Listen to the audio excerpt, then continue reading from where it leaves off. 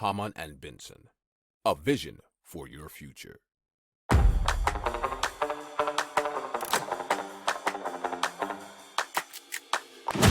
Économie, tech et innovation, hydrogène, énergie. Le journal des stratèges. Présenté par Boris Kahl.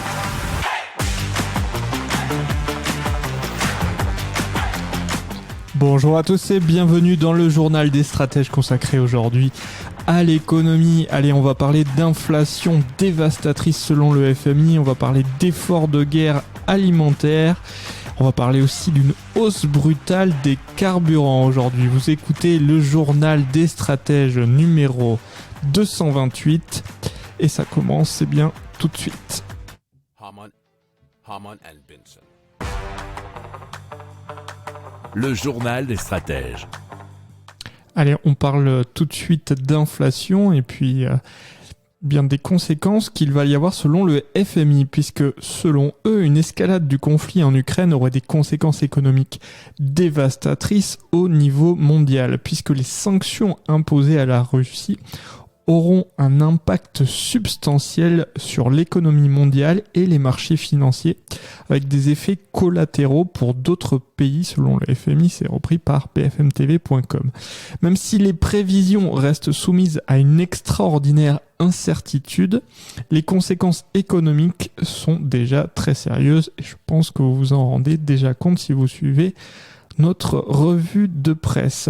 Alors, selon toujours le fonds, le bond des prix aura des effets dans le monde entier, en particulier sur les ménages modestes pour lesquels les dépenses alimentaires et d'énergie représentent une proportion plus importante de leur budget que la moyenne. Et ça, on y reviendra dans les articles qui vont suivre. Alors, les pays ayant des relations étroites avec l'Ukraine et la Russie sont aussi particulièrement à risque de pénurie et de problèmes d'approvisionnement, et vous savez, notamment sur le blé, le gaz et peut-être à l'avenir sur le pétrole. Hamann and Benson. Le journal des stratèges. Allez, on parle d'efforts de guerre au niveau de l'inflation alimentaire, et ce sont les propos de Christiane Lambert, qui est présidente de la FNSEA, qui est le syndicat des agriculteurs en France. Et elle appelle les Français à accepter les hausses de prix sur l'alimentation pour défendre la production nationale et l'énergie. Elle a fait cet appel sur RMC, et c'est repris dans un article de rmcbfmtv.com.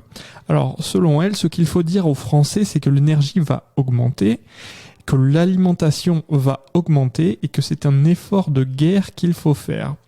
Il va y avoir des hausses, y compris pour les consommateurs, et selon elle, cette hausse est nécessaire pour maintenir l'agriculture en France. Hamann and Benson. Le journal des stratèges. Allez, on continue avec la hausse des prix du carburant.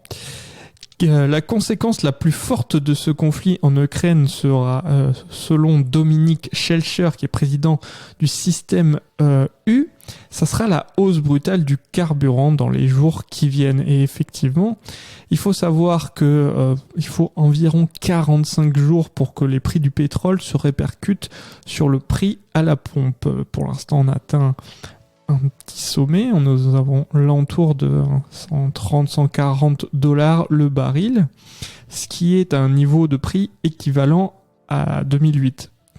Et surtout que ça ne va pas sans doute s'arrêter, puisqu'il y a une crainte d'un embargo du pétrole russe, et donc ce qui ferait que les États-Unis et les pays du Moyen-Orient seraient quasiment les seuls fournisseurs de pétrole.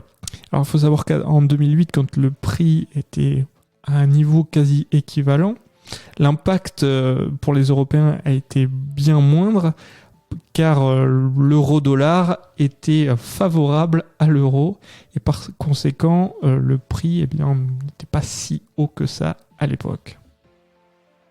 Hamann and Benson. Le journal des stratèges. Voilà, c'est tout pour aujourd'hui. Je vous souhaite une excellente journée et je vous dis à très bientôt pour plus d'informations.